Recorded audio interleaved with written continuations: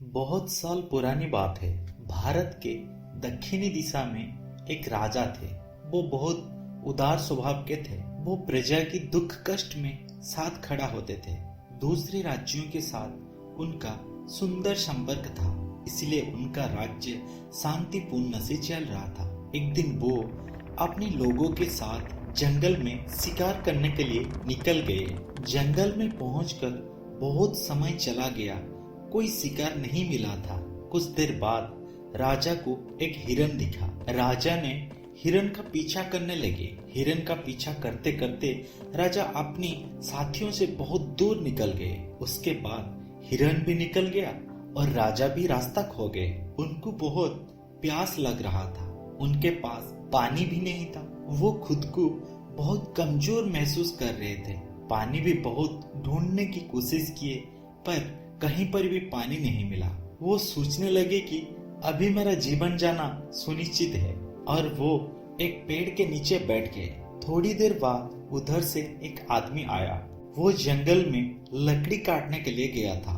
राजा को देखकर वो बहुत डर गया और वो धीरे धीरे राजा के पास जा रहा था। पर राजा ने बोला, डरो मत, मेरे पास आ जाओ। अगर तुम्हारे पास पानी है तो मुझे दो। उस आदमी ने पानी दिया। राजा ने बहुत सारा पानी पिया और खुद को ठीक महसूस किया। उसके बाद राजा ने उस आदमी को बोला, तुमने पानी देकर मेरा जीवन बचा दिया, वरना मैं तो आज मर जाता। भला इस जंगल में कौन मुझे पानी लाकर देता, इसलिए मैं तुम पर बहुत खुश हूँ। क्या मांगना चाहते हो मांगो। आदमी ने धीरे से बोला, मैं क्या मांगूंगा राजन, जो मर्जी आप दीजिए। ये सुनकर राजा ने कहा, ठीक है, तो फिर ये जो लाल चंदन का जंगल देख रहे हो वो आज से तुम्हारा है। ये बोलकर राजा ने चले गए। उस आदमी ने बहुत खुश हुआ। जाकर अपनी दोस्त और अपनी बीबी से बताया कि राजा ने उसको लाल चंदन का एक जंगल दिया है और बोला, हमें अभी लकड़ी की कमी नहीं होगा। मैं रोज जंगल में जाऊंगा और लकड़ी लेकर आऊंगा। हम आराम से जीवन गुजारेंगे। इसी बीच कुछ साल गुजर गया। एक बार राजा ने फिर से शिकार के लिए उसी जगह को आए थे। जाते जाते उनका नजर वही लाल चंदन के जंगल पर पड़ा, पर वहां पर एक भी पेड़ नहीं था। सारा जंगल साफ हो गया था। राजा को याद आया कि वो इस जंगल को उस वक्त एक आदमी को दिए थे। राजा ने उस आदमी को ढूंढने लगे। देखे कि वो एक पेड़ के नीचे बैठा है। राजा ने उसके पास गए और पूछे, तुम ऐसा क्यों बैठे हो? आदमी ने बोला, घर पर खाने के लिए कुछ भी नहीं है, बीबी बच्चे सब उपवास में है। मैं जंगल में आया था लकड़ी लेने के लिए, पर यहाँ पर एक भी पेड़ नहीं है, सब कुछ खत्म हो गया है। राजा ने आश्चर्य के साथ पूछा, इतना बड़ा लाल चंदन का जंगल तुमने क्या किया?